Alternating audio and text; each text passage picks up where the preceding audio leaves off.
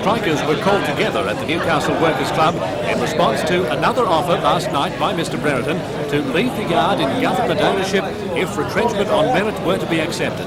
But the result was never in doubt, even though union officials put the proposal up. Well, there was no hope of them accepting the offer. I think we ought to understand that. There was no possible hope. The union officials and the delegate argued for acceptance. We recognise it was an exercise in futility.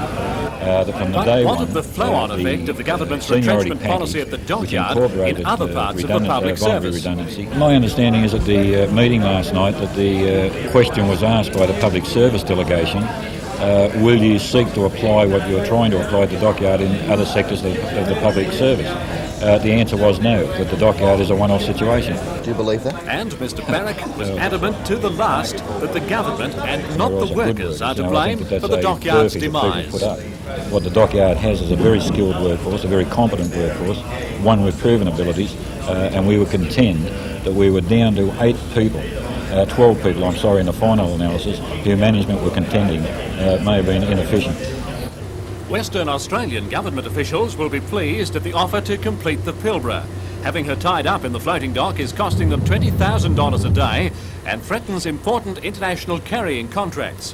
While no response from Mr Brereton's office was available this evening, it is expected the vessel could be floating free early next week. But Newcastle will be feeling the effects of the dockyard's demise a lot longer. Mr Barrack summed it up. Peter, a sad day for Newcastle? A terrible day for Newcastle, and it'll be an albatross, I believe, around Laurie Burden's neck for years to come. So the sacking of the minister is still a call that's very hot.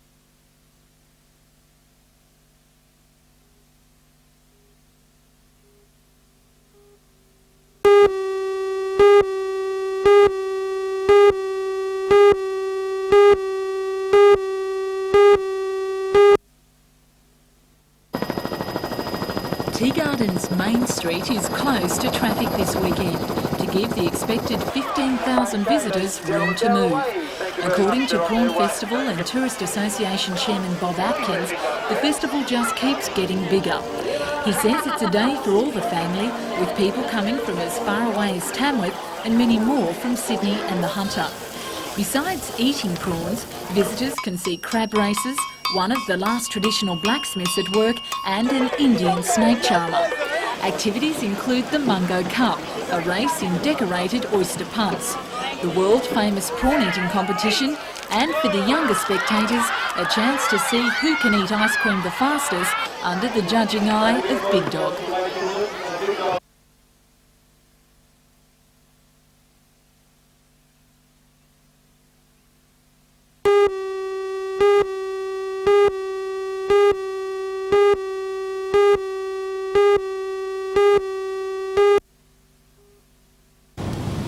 The new owner of Metro Meats is Adelaide Steamship Company. The purchase of the 4 abattoirs at Gosford, Maitland, Wyong and Wagga makes it the single biggest meat processing concern in the state. Details of the sale have not been disclosed, and unions are now seeking assurance from the new management that their operations will not be scaled down. So far, that assurance hasn't come. No, at this stage we've not. We're waiting on a conference to take place with the Metro Meats management, and that'll be our priority to seek assurances on job security.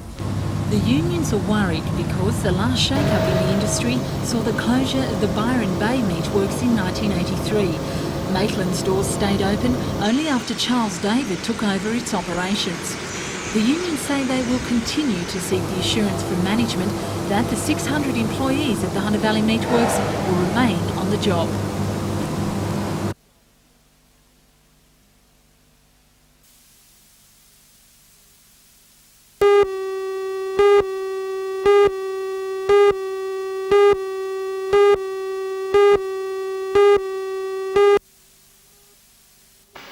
Fire brigades were called to this livestock fodder supplier near the Arimba railway station at about 6 a.m.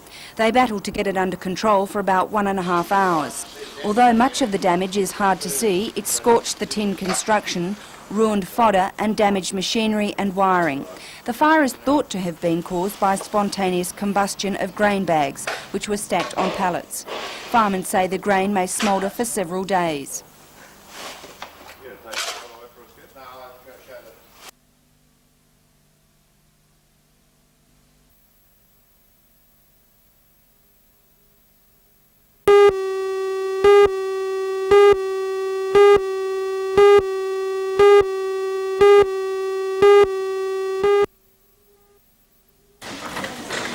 teachers of secretarial studies say the problem of too many students in their classes has existed for years.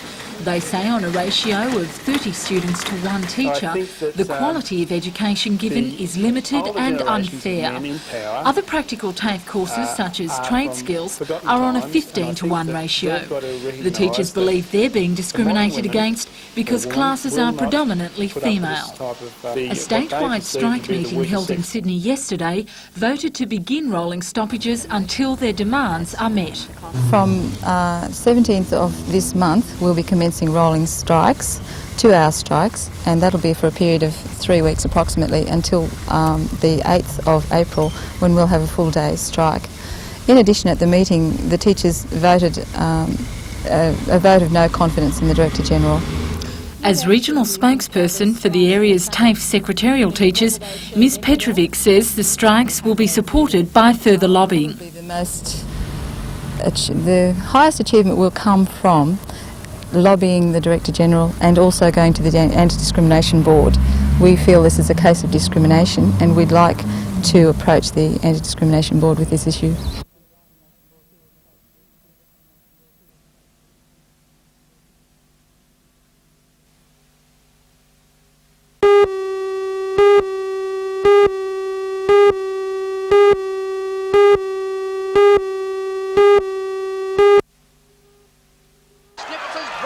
If he can repeat the form displayed here winning the Gold Coast race, there's a good chance Snippets can take out the only other $1 million 2-year-old race in Australia, the Golden Slipper. But he has to reach qualifying prize money and hence his visit here. When he emerged from the float at Max Lee's stables at Broadmeadow this afternoon, Snippets was remarkably settled after the long trip. Trainer Sally Rogers, who's absolutely cock-a-hoop about his solidly built charge, was all smiles as she led him around on a loosening up walk. They travelled from Port Macquarie this morning, where Sally says he had a good workout. He has travelled down very well. We overnighted at Port Macquarie. We worked at the track this morning. It worked well? Yes. Just trot and canned at the main track this morning. So no problems at all from the trip. Seems quite frisky. Yes, he's had enough now. He's be content to settle down again and make this home. Snippets is by lunchtime and was bred in the Upper Hunter. He's now controlled by a 5-strong Melbourne syndicate headed by John Augustine. Snippets has put 26-year-old trainer Sally Rogers on the map, and as far as she's concerned, he's the best thing since sliced bread. Well, we met up with Snippets at preparing him for the Yelling Sales, Magic Million Sales, and from there I broke him in. He was 15 months old, and of course to come up to the Magic Million and win the Magic Million. And he's won all his starts so far? Yes, had 3 starts, 3 wins. The best horse you've trained? Yes.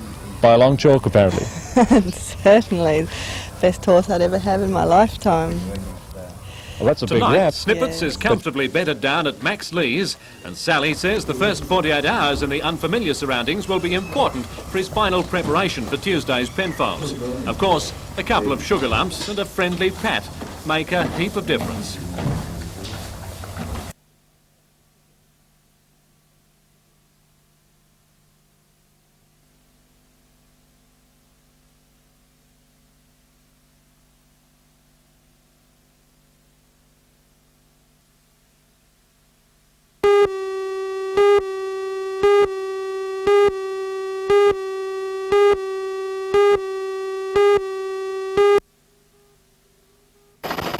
The rescue helicopter pinpointed the bushwalker's location.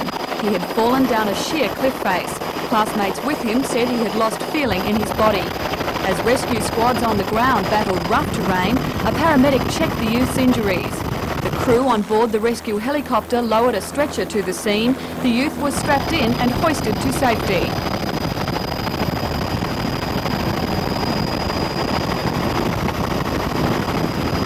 He was gently lowered to the ground about 100 metres from the scene of the accident.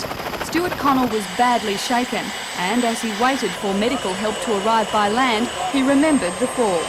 I was just walking through the bush, and when I was walking along the edge, and I just thought the rock was just black, but it was slimy, and I just fell.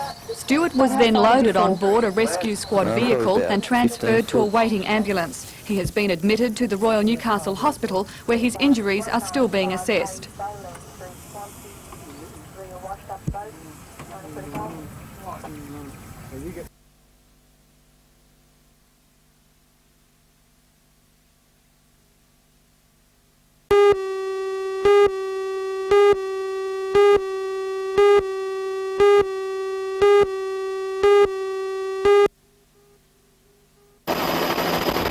The rescue helicopter pinpointed the bushwalker's location. He had fallen down a sheer cliff face. Classmates with him said he had lost feeling in his body. As rescue squads on the ground battled rough terrain, a paramedic checked the youth's injuries. The crew on board the rescue helicopter lowered a stretcher to the scene. The youth was strapped in and hoisted to safety.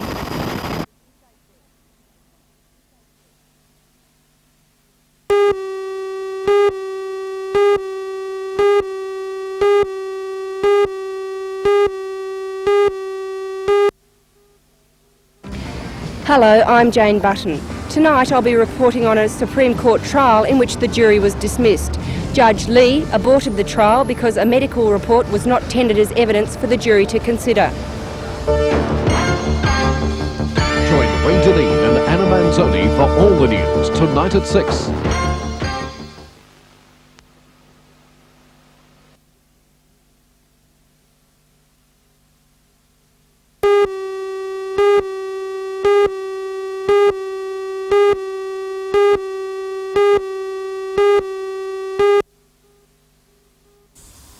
The youth was crossing the top of the now dry Flaggy Creek Falls when he slipped and lost his balance. His horrified companions watched helplessly as he disappeared over the edge of the cliff. He stepped on that slimy stuff on that rock there and fell down into there. You see where it's been disturbed down there. The bushwalkers who first scrambled to his aid feared the worst when it seemed he had lost feeling in his body.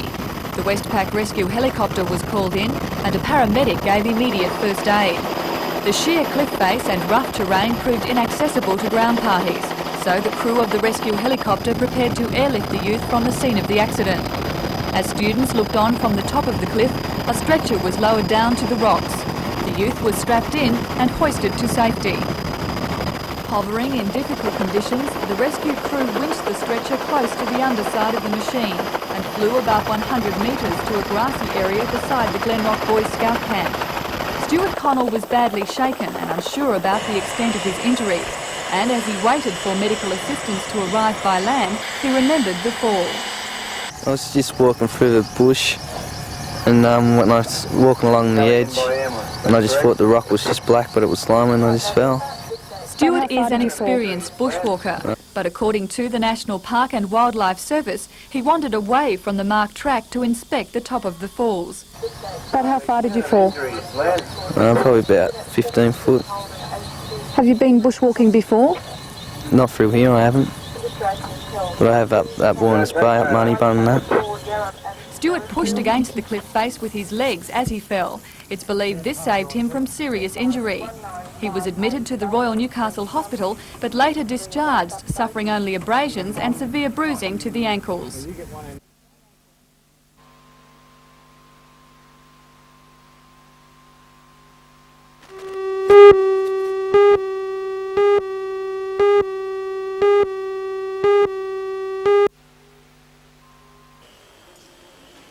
Innovation appears to be the hallmark of this year's Art Express exhibition of high school certificate artworks.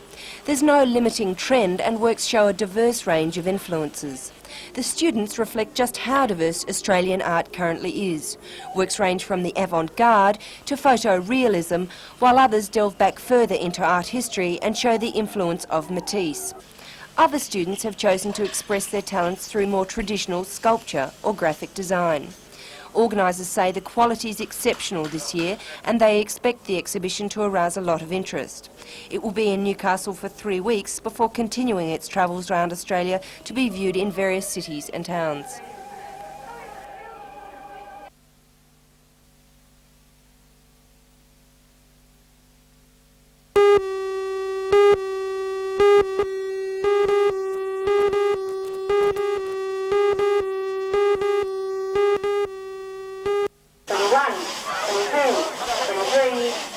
too was hardly Madison Square Garden, Wembley Stadium, or even the Entertainment Centre or the SCG. It was the park near the pub. But a world title it was in double-handed soaring of 475mm logs. And it's a sport for big boys like any other world title. Well, the winners were local boys, Gary Cullinan and Graham Austin, in 14.8 seconds. The Kirk brothers were second, just 0.012 of a second away, pretty close.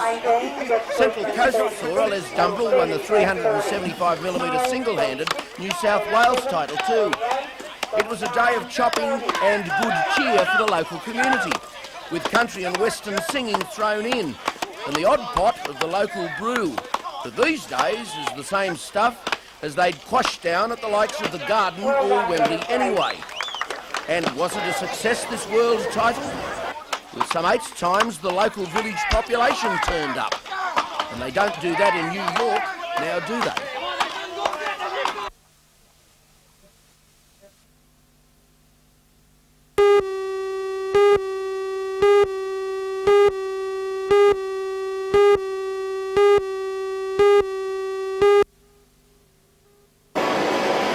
This is the monster that all the fuss is about. A giant boring mill capable of producing complicated shapes with an accuracy never before possible in Australia. It's the culmination of the $3.5 million order first discussed by Gninnans with Chiefs Porriet of Dusseldorf in West Germany a couple of years ago. Gninnans could ask for whatever capabilities it wanted, and this is what resulted. The machine able to turn, mill, bore and drill components up to 10 metres in diameter, 1.5 metres high and 250 tonnes in weight. It's capable of multifunctional and full contouring machining to the highest accuracy using a Siemens Sprint 8T computer numerical control feed system. It's the pride and joy of Gninnan's technology manager, Chris Huggins. This machine really complements the existing in-house capability that Gninn already have, in that it allows us now to do many things in-house that currently we would need to have gone to subcontractors for. Its first job is simple, machining 2 cast steel tyres for a kiln for Commonwealth Steel. In this case, just 47 tonnes to begin with, and ending 5 metres across and 700mm high. But the machine is capable of much, much more. This machine, Ray, can do a number of very complicated things that other machines in Australia of sufficient equivalent size can't handle. For example, the machine can turn contours, profiles, it can mill and drill, and it's a highly accurate machine in that at a 7-metre diameter, it can position its table within 0.003 of an inch.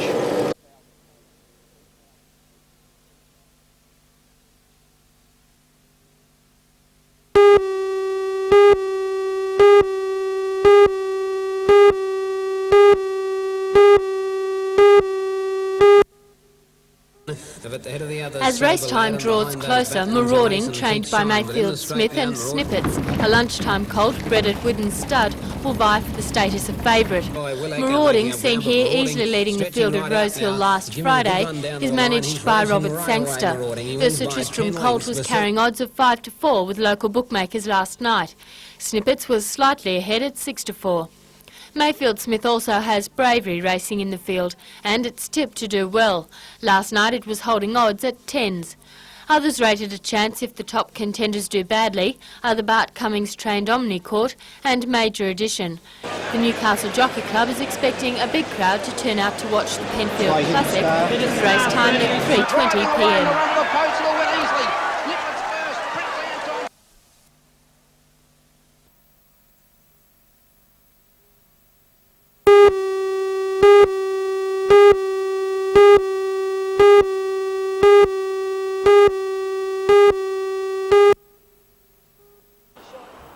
Many have described 30-year-old Flight Lieutenant Peter Batten's safe ejection from his doomed Mirage fighter jet as lucky. The pilot disagrees. He says he survived yesterday's crash on the first day of the combined RAAF and Navy exercise because of his thorough training and reliable safety equipment. Today, Peter thanked the man who maintained the equipment and told what happened. Peter says he was flying off the coast of Port Stephens when his fire alarm lit up and he lost power. I didn't have time for any random thoughts. I'm now into carrying out explicit checklist actions, and so I was merely running through those without sitting down thinking, hey, I'm going to have to eject soon or something like that. So there was no panic? No time for any panic. But what was it like to eject from a jet at 800 metres? I don't know. How can you describe going up in a lift at 9 times the force of gravity? It's fairly violent, interesting, different. The training that I've done had prepared me, however. We do a very basic ejection course on our initial pilot training, and this was only an advanced version of that. So I was quite mentally prepared for the ejection. After safely landing in the sea, Peter inflated his dinghy and waited until the nearby fishing boat scooped him out of the water. I think he was probably fairly pleased to see us so near the scene. He commented about that. He saw us, of course, as he was parachuting down. After about 10 minutes, the National Safety Council helicopter arrived and took him back to Williamtown Air Base. Peter says he's escaped virtually unscathed from his ordeal, apart from sore muscles in his back and a case of shaky knees. This is the 42nd Mirage crash in its 23-year history with the RAF. The Mirage will be phased out over the next 4 months. And despite yesterday's crash, Peter Batten says he'll be sorry to see the old aircraft go. I think it's a beautiful aeroplane. I think aesthetically, the way it performs, it's magnificent. It's been well ahead of its time since its inception, and I think the Australian Air Force has done very well with its purchase of the Mirage aircraft.